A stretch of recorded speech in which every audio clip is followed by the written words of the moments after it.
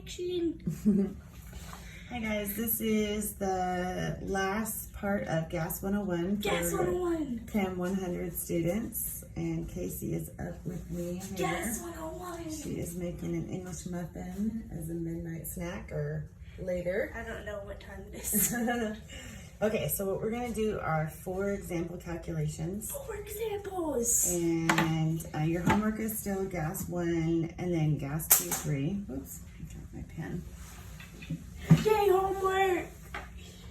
Yay, homework. Yay, homework. Okay, all right. So in example 1, we're asked to convert each pressure measurement to the given unit. So over here is what we're given, and over here is what we're asked for. So in order to get between 2 different units, we use an equivalence.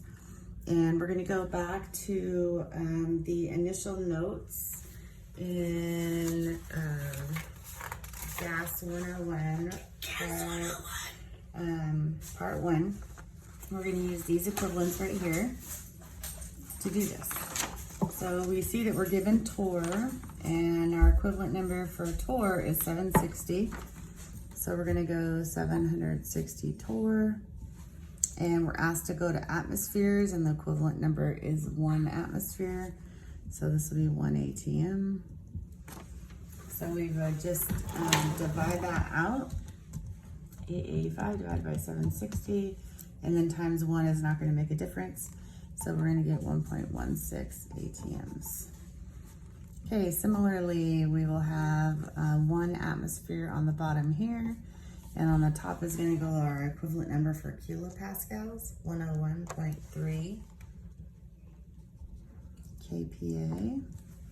And so we'll multiply 2.50 times 101.3. And here we'll get 253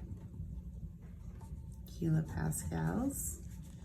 Okay, and then we're asked to convert 20.3 psi's to some number of millimeters of mercury. So our equivalent number for psi is 14.7 right there. And millimeters of mercury is 760. So we're going to go 20.3 times 760 divided by 14.7. Oops. 20.3 times 760 divided by 14.7. And we get 1050 millimeters of mercury. Okay, so that's some examples of pressure conversions. In example 2, a balloon is filled with 2 liters of gas at 18 degrees Celsius. If the temperature rises to 21.7 degrees Celsius, what will the new volume be? So let's just go through and label our variables here. This is an initial volume, and this is an initial temperature here.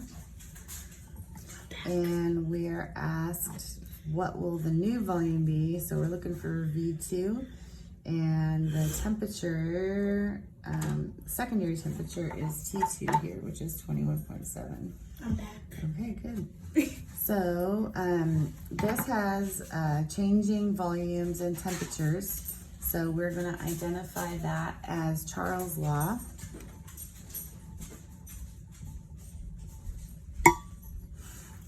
So we know V1 over T1 equals V2 over T2. And V1 in this case is 2 liters over T1, which is 18 degrees Celsius. And we're going to change that to Kelvin, is equal to V2, which is our unknown, over T2, which is 21.7 plus 273. And we get 294.7 Kelvin. Okay, we're going to do a little bit of baby algebra and solve for V2 here. So this is 2 liters divided by 291 equals times 294.7. And this comes out to be 2.03 liters. And I kind of fudged on my sig figs there. But yeah, if you put liters in for the volume, then you get liters out for the volume. Okay, example number 3. We have a sample of gas, has a pressure of 1.25 atms at 35 degrees Celsius. What will the new temperature be if the pressure is dropped to 1.08 atms? Okay, so I'm gonna change colors here just for a little thrill. And so we're gonna recognize that this is our P1. This is a T1. New temperature, new is code for number 2, so T2. And this is our P2. Okay, so we have pressures and temperatures changing. So this is, what is this? Pressure and temperature, Gay-Lussac. P1 over T1 equals P2 over T2.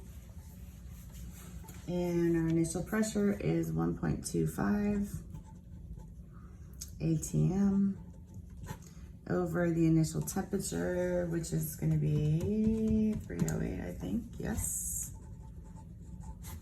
And that's equal to P2 over T2.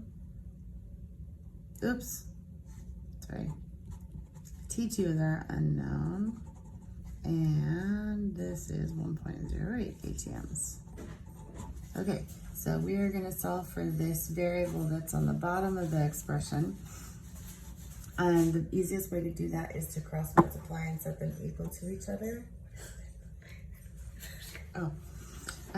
So we're going to have 1.25 times T2 is equal to 308 times 1.08.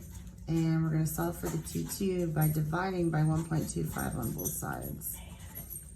May I have it? Yeah. Yeah. Times 1.08 divided by 1.25. The second when I looked out the window, I thought I saw a monster. I was like, oh my god. Oh, wow. And so our T2 comes out to be 266 Kelvin. Okay, and just like with the volume up here, if you put Kelvin in, you get Kelvin out, and you always put Kelvin in, always.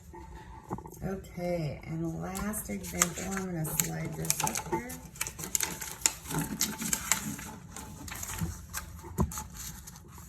And we have a bubble. It is blown underwater at a pressure of 2.55 atms and a volume of 10.6 milliliters. What will the volume be if it rises to the surface where the pressure is 1.08 atms? Oh, I chose the same number. I didn't even realize that. Okay, so we have, this is our P1, and this is our V1, and this is our P2, and what will the volume be? That's going to be V2. So we have changing pressures and volumes, and so that is going to be a Boyle's Law problem, which is P1 V1 equals P2 V2, and then it's just plug and chug from there. 2.55 atms times our V1, which is 10.6, is equal to P2, and we know that is 1.08, and our V2 is our unknown. We're going to solve for V2 by dividing both sides by 1.08. So 2.55 times 10.6 divided by 1.08. And we get V2 is equal to 25 milliliters. Okay, so just checking to see if this makes sense. We see that the pressure went down. So we started at 2.55 atms and we dropped to 1.08 atms. So that makes sense that the volume would go up, because if we're pressing less on it, then it's going to expand. Okay, that's it. It's been great spending time with you guys, and I hope you're all doing well. Send me an email if you are stuck on anything. I'd be happy to help. And this is Gas 101 Part 3 signing off. Have a good night.